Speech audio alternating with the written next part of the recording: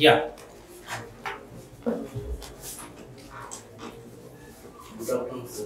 Good afternoon बसा.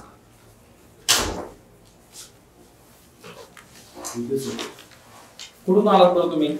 Sir मी पुणे जिल्ह्यातील बारामती तालुक्यातील सोमेश्वर नगर येथून आलेलो आहे. ओके. तुमच्या पत्त्यामध्ये वाघडवाडी काय आहे बरं? सर आमच्या इथे वाघळवाडीमध्ये डोंगर आहे आणि त्या डोंगरामुळे वगळे येतात, त्या वगळावरून सर वाघळवाडी हे नाव पडलं आहे. ओके.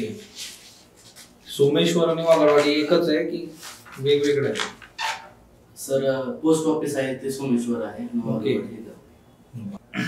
बिग बॉस बघता का तुम्ही? हो सर, एक एपिसोड बघितलेला आहे. एक एपिसोड बघितला आहे तुम्ही? बरं. का विचारलं बरं मी तुम्हाला प्रश्न? सर त्यामध्ये एक जो व्यक्ती आहे तो बारामतीचा मूळवे या गावचा आहे, सुरत चव्हाण. सोशल इन्फ्लुएन्सर्स त्यांनी इन्क्लूड केलेत बघा त्याच्यामध्ये, बरोबर? मधल्या काळामध्ये केंद्र सरकारने पण जे आहे की इन्फ्लुएन्सर जे आहेत सोशल मीडिया मधले त्यांना वेगवेगळे पुरस्कार देऊन सन्मानित केलं होतं. काय रोल असतो बरं सोशल इन्फ्लुएन्सरचा आपल्या जीवनात? सर सर्वात महत्वाची गोष्ट आहे की त्याच्यावर अवेअरनेस निर्माण होतो लोकांमध्ये, किंवा एक प्रेरणा मिळू शकते त्या लोकांमुळे आपल्याला. तुम्ही फॉलो करता का अशा कुठल्या सोशल इन्फ्लुएन्सरला तुमच्या लाईफ मध्ये? सर मी क्रिस्टियानो रोनाल्डोच्या जास्त म्हणजे फॉलो करतो. भारतामध्ये फुटबॉल का विकसित होऊ शकला नाही बरं, जेवढा तो बाहेर झालाय तेवढा? जे आपल्या जे प्रशिक्षण आहे ते त्या प्रमाणात भेटत नाही असं मला वाटतं. दुसरं म्हणजे सर क्रिकेट हा आपल्या जास्त फोकसने आता येत आहे, त्याच्यामुळे लोकप्रियता क्रिकेटची जास्त आहे. जर आपण याच्या फुटबॉलचे तर जास्त भरवल्या मॅचेस तर मला वाटतं त्यांना प्रेरणा मिळत आहे. फुटबॉलमध्ये भारत अग्रेसर झाला पाहिजे याच्यासाठी गव्हर्नमेंटनी काही इनिशिएटिव्ह घेतलेले आहेत माहिती आहे तुम्हाला? आणि केंद्र सरकारच्या त्या इनिशिएटिव्हच्या बेसिसवर महाराष्ट्राने पण घेतलं. सर महाराष्ट्र शासनाने फॉरेन कंट्री मधले एका क्लबशी करार केलेला आहे. त्या सर क्लबचं मला नाव आठवत नाही सर. बरं, आता पॅरिस ऑलिम्पिक झालं, किती पदकं मिळाली भारताला? 6 पदकं मिळाली सर. बरं, कुठली कुठली आहे ती? सर 5 कांस्य आणि 1 रौप्य भेटला. कुठल्या कुठल्या गेम्स मध्ये मिळाले बरं?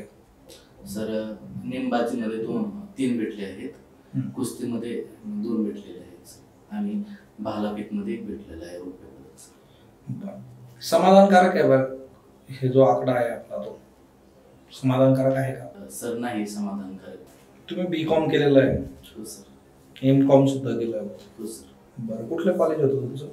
सर माझं बी.कॉमला मुकुटराव साहेबरावाकडे महाविद्यालय सोमेश्वर नगर येथून पूर्ण केलेलं आहे. ओके. हे जे GCC चे कोर्स केलेले आहेत तुम्ही, काय फुल फॉर्म आहे याचा? सर गव्हर्नमेंट सर्टिफिकेट कोर्स आहे.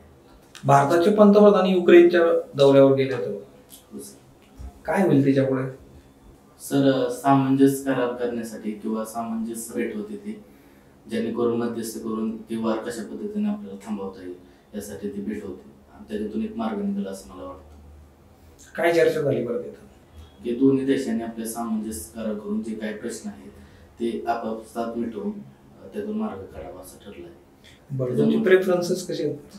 सर माझा पहिला प्रेफरन्स आहे उपजिल्हाधिकारी, त्यानंतर आहे सहाय्यक संचालक महाराष्ट्र वित्त व लेखा सेवा, त्यानंतर आहे सर गट विकास अधिकारी.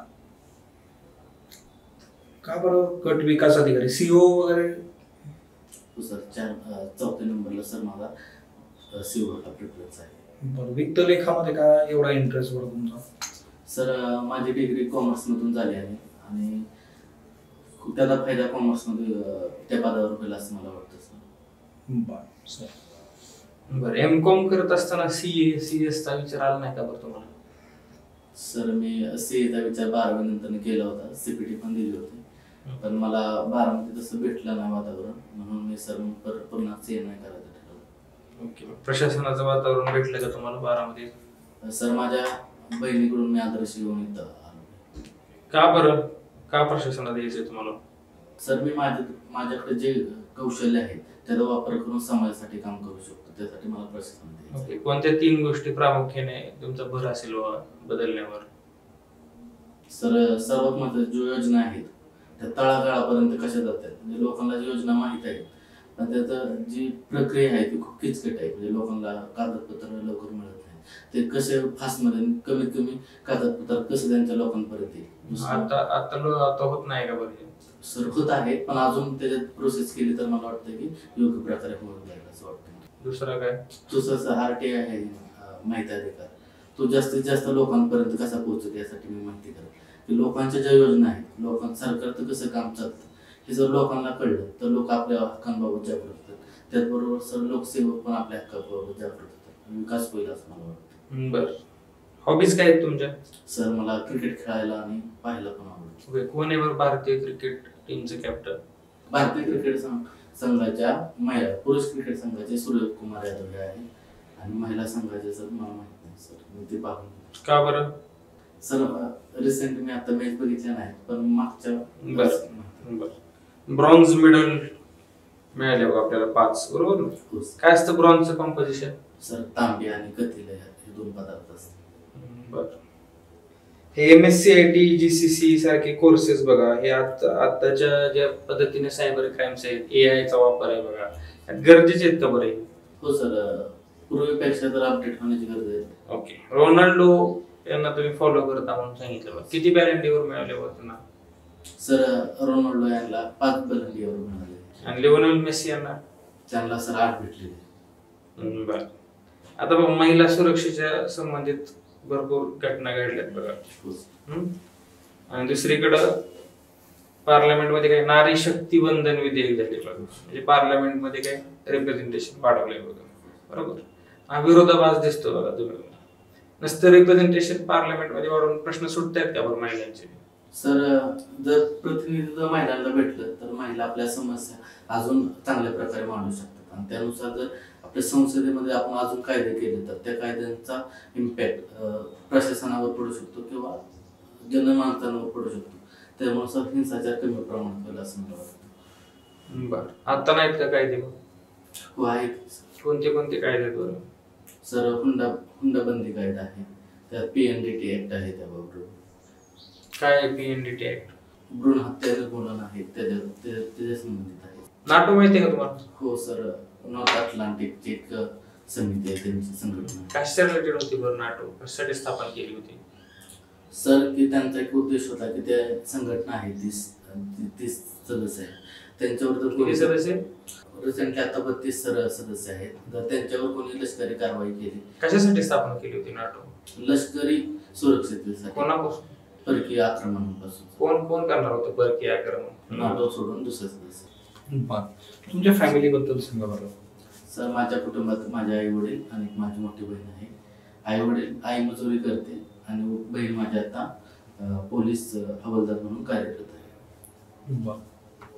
वडील काय करतात? आणि वडील सर मजुरी करतात. मजुरी करतात. बर. आता किती मजुरी मिळते बरं दिवसाला? वडिलांना 500 रुपये मजुरी आहे आणि आईला 350 रुपये आहे. बर. हे जे डिस्क्रिमिनेशन आहे बघा किंवा इनइक्वॅलिटी आपल्याला दिसून येते डेली वेजेसच्या बाबतीमध्ये, काय कारण आहेत बऱ्याच्या मागे? सर जे वडील जे काम करतात ते बांधकाम मजुरी म्हणून काम करतात, तर ते हार्ड काम असल्यामुळे त्यांना मजुरी जास्त मिळते.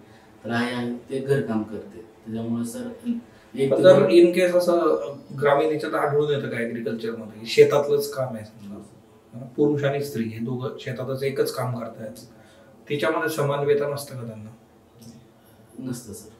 आता बघा महाराष्ट्राचा जर आपण विचार केला, विधानसभेचे इलेक्शन्स आहेत, महाराष्ट्राच्या मुख्यमंत्रीपदी बघायला कुणाला बघायला आवडेल तुम्हाला? आताचे जे विद्यमान मुख्यमंत्री आहेत एकनाथजी शिंदे किंवा आताचे उपमुख्यमंत्री जे आहेत देवेंद्रजी फडणवीस आणि अजितजी पवार, आणि याच्या आधीचे जे मुख्यमंत्री होते आपले गेल्या 5 वर्षाचा विचार करता उद्धवजी ठाकरे, किंवा याच्या पलीकडे जाऊन अजून एखादा ऑप्शन तुम्ही देऊ शकता का? सर मला माननीय अजित पवार यांना बघायला आवडेल. बरं, चालेल, येऊ शकतो ना मी. Best of. Thank you sir. Have nice day.